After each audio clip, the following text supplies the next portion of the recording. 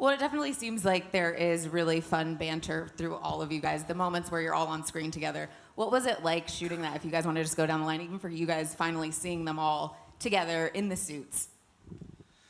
Well, we've made a number of these films with the individuals, or maybe two of them, but to have them all together was epic. I think that's a good word for it. Also, too, you spend so much time preparing for these movies and working on what the costumes are and the casting. So the first day that everyone was together on set in costume, it's inexplicable. I mean, I had chills. It was really great. Yeah, I'm a bit of a big kid, and I kind of geeked out. I just walking around Ben and kind of pulling on his cape, and it's just surreal that I'm even here playing this guy and around these guys. And when you see, you'll see us all up there, and you'll feel the same way. So.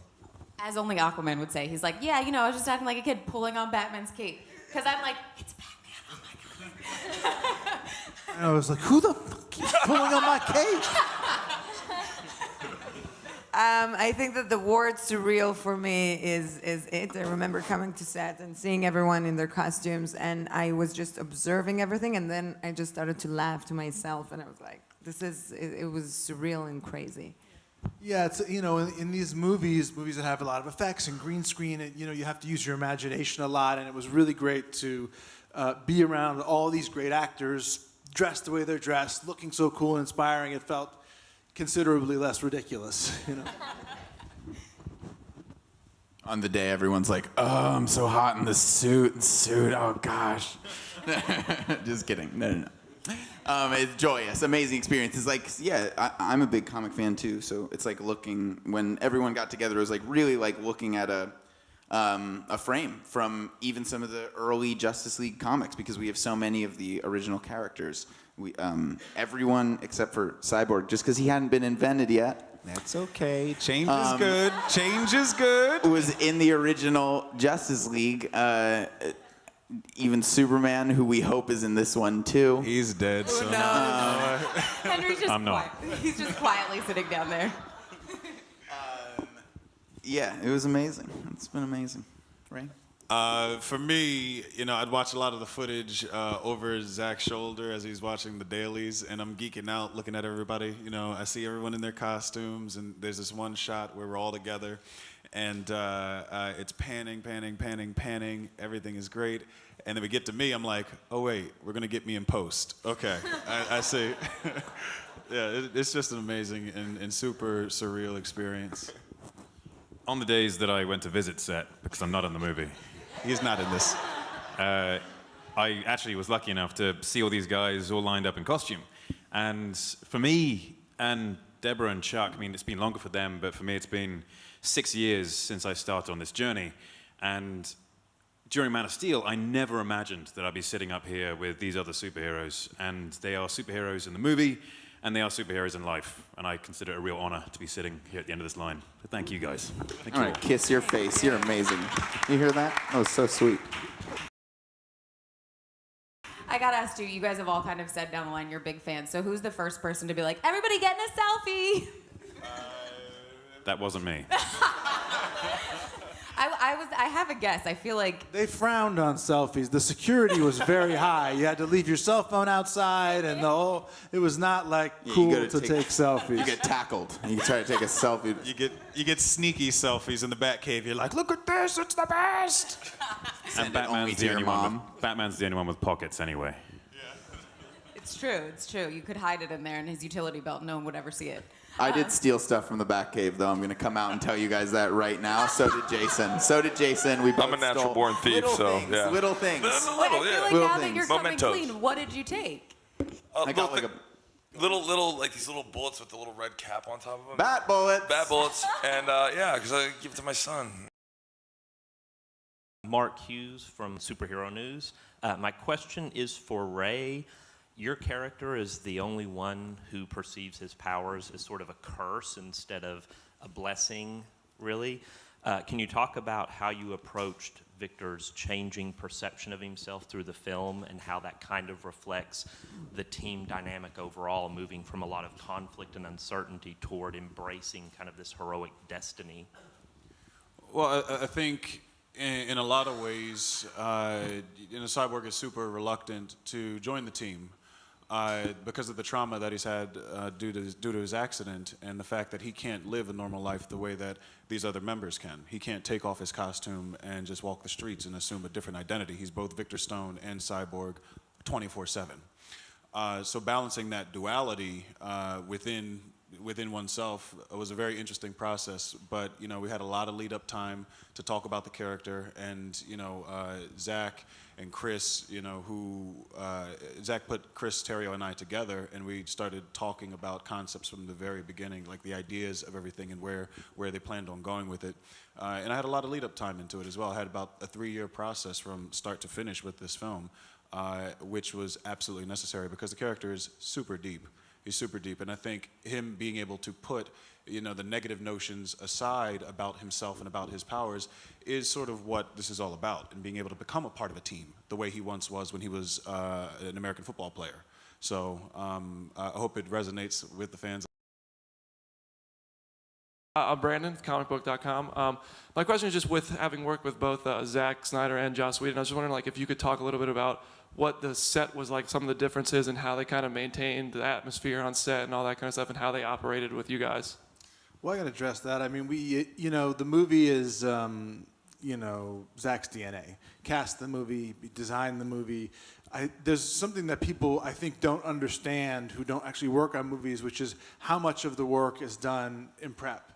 How much, the casting, the sets get built, the story is written, the ship is, in essence, sailing. Like I found as a director, you could maybe change 10%, 15% or something kind of on the day. So you really had Zack's, ship set sail with us, and we were fortunate that when Zack was not able to continue, we got really lucky in that we got a guy who's very accomplished in his own right, and particularly in this genre, and he kind of sprinkled some of his fairy dust on our movie and finished it. And I don't think there's any way to go back to me and I look through scenes and go, that's a Joss scene, that's a Zack scene. It was more, they were both working together toward a common goal. Debbie would know better than I would, certainly, but I got the sense that Joss was working from what he had discussed with Zack before he stepped in. And for you guys up here, obviously, they've all kind of said how long of a process it was, and then having 2 directors working on the film. Can you talk about that a little bit? Just making sure that the vision that you guys had from the beginning, that you wanted as fans and for us as fans to see, finally came together. Yeah, I mean, listen, I think for us, this whole thing is so bittersweet because we have been working on this franchise for the past, almost 8 years when we started developing the script for Man of Steel. And then we moved on to BVS, and also Zack developed the story for Wonder Woman, which was leading up to the point of Justice League, where these characters were finally going to come together. I mean, this was a really great hero's journey, and a journey for these characters to be the characters that they are today. So not being able to complete his vision, was extremely difficult. So that makes it hard. But we were lucky that we had Joss already working on script pages. And, our feeling is that we're hoping that people don't think about how the movie was made when they went to see it, because these characters are bigger than any director. They're bigger than any of us. And we love and adore these characters, and we love and adore all these people here, so. How about for you, Chuck? Well, I mean, I can't really say it any better than Debbie or Ben, Of course, it's been just a great privilege and fun to work with Zack and Debbie on, and all of the actors in the various films, starting with Henry with Man of Steel, and then as Ben with Batman versus Superman and Henry, and then Gal and Wonder Woman, and then the whole team together right now. It's been actually in a wonderful way, you know, a great learning experience and life experience. And, you know, it was sad not to have Zack there, but as, you know, we've been saying, to have Joss come in, and he had already been working with Zack, and now we're just really happy with the movie and really happy with the dynamics of what we're doing and how great these characters, you know, infused by this talent, have made these characters, and we're really happy to be sharing it with everybody. My name is Eric Eisenberg from Cinema Blend. My question is for Mr. Momoa.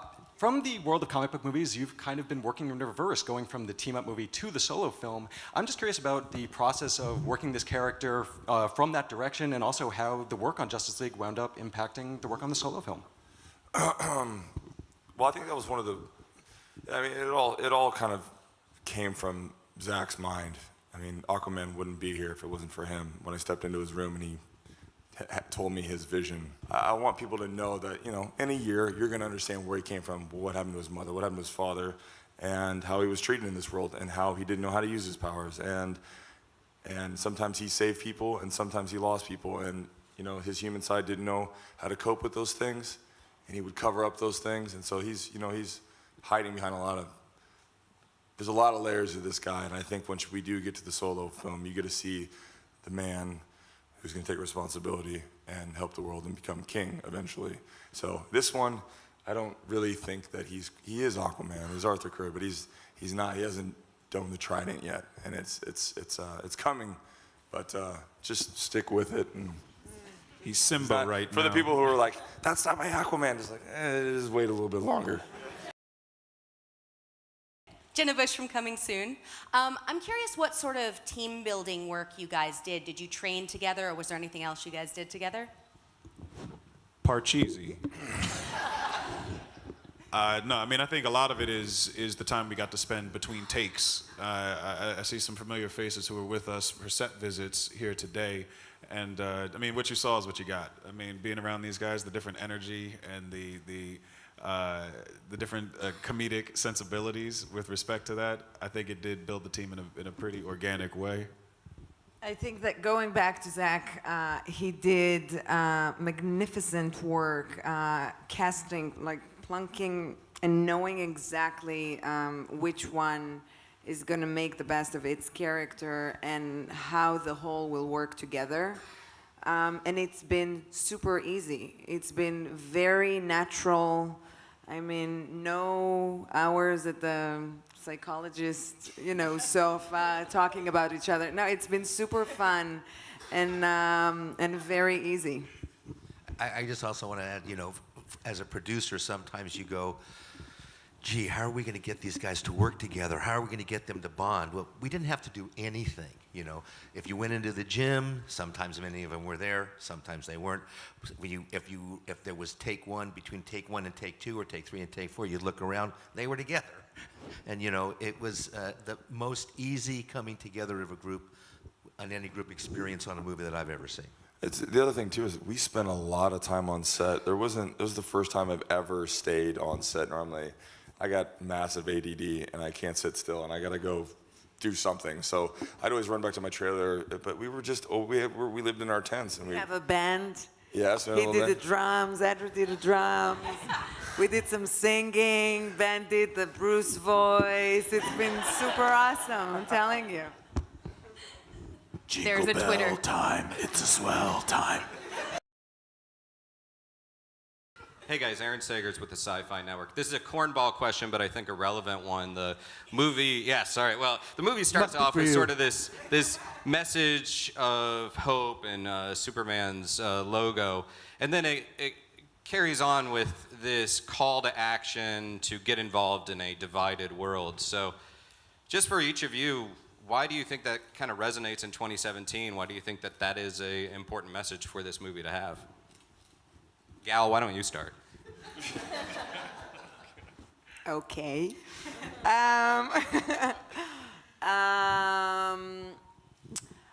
Okay, I have something. So in the real world, we don't fight monsters. We don't have aliens attacks, right? It's us creating the problem.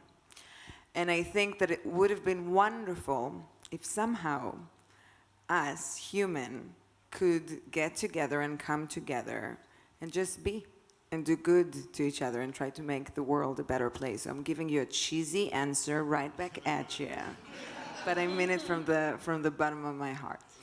One of the reasons that we make these films is because they're, and these characters have lasted for so long, is because they're inspirational and aspirational characters. So if these varied metahumans, those who have superpowers and want them, those who have powers and don't want them, those that they come from different places in life and haven't figured out all their issues, if they can come together, then hopefully that'll resonate to the world and see maybe they can come together.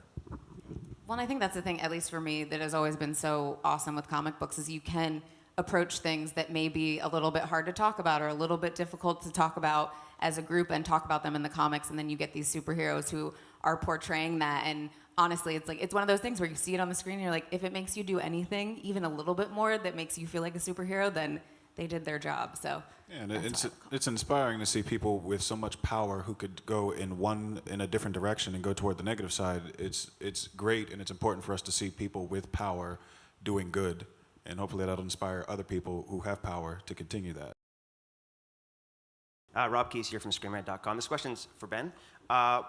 Bruce has gone through a lot getting to this point and has kind of overcome and changed his perspective and succeeded in assembling these godlike beings for the greater good. But now Bruce is in a world where he sort of relies on godlike beings, maybe to fight godlike beings. How does he cope with that going forward? Well, you raise an interesting point, which is that Batman, who is by nature not necessarily antisocial, but pretty private, a loner. And in this movie, he's thrust into the role of having to not only work with people, but bring them together and convince them to come in there and try to be, some kind of a gel with Wonder Woman to hold all that, community effort together. And that was a really interesting, thing to play for me. And it also does take us to a more traditional version of Batman in the Justice League comics and his role with the Justice League versus the sort of less typical version we saw with Batman and Superman, where he was blinded by rage and wanted to take on Superman. So it was a lot of fun for me. I also got to have a kind of a dry wit. I got to play off Ezra, which was a lot of fun. He's so funny, and Batman is like, Bruce is always on the verge of exasperation. And it was fun to get to show some other colors for sure. Watching the team dynamic as characters is one of my favorite things about this movie, because superheroes are all just reflections of the human psyche, human personality traits, just personified and made grander. So everyone who's watching this movie will have something they can associate with when it comes to watching each one of these performances. And everyone watching this movie is going to identify with the differences between characters and the similarities between characters as well. I think these guys really, really nailed it when it came to their interaction or their lack of interaction. And ultimately, all having their eyes on the same goal, but just having no idea how to get there, which I think a lot of viewers will be experiencing in life anyway. And these guys smashed it, knocked it out the park. And Henry looks great in dream sequences and as a corpse. Thanks, True statement. Fact. Really good. And if Superman had that porn mustache in the last movie, I think he would have won a lot quicker. Just one last question for all of you guys. What do you hope that the fans walk away feeling when they go and see the Justice League? If you want to just go down the line quick. I want them to want to see Justice League too. I want them to enjoy this historical moment. They've waited a long time. Yeah, it's a beautiful, amazing story. I want them to go back and watch it with more people. I am what they said. I hope that I'll enjoy the movie and find it entertaining, and I hope they'll like to watch Justice League 2, so we have more to explore. Yeah, I also hope that people just have fun and enjoy the ride and get as much enjoyment out of the camaraderie of the group as we did, in performing it. Yeah, just that exhilaration when you see a film and you really like it, and then you're excited and you can't sleep and you just think about it a lot. I hope some people have that.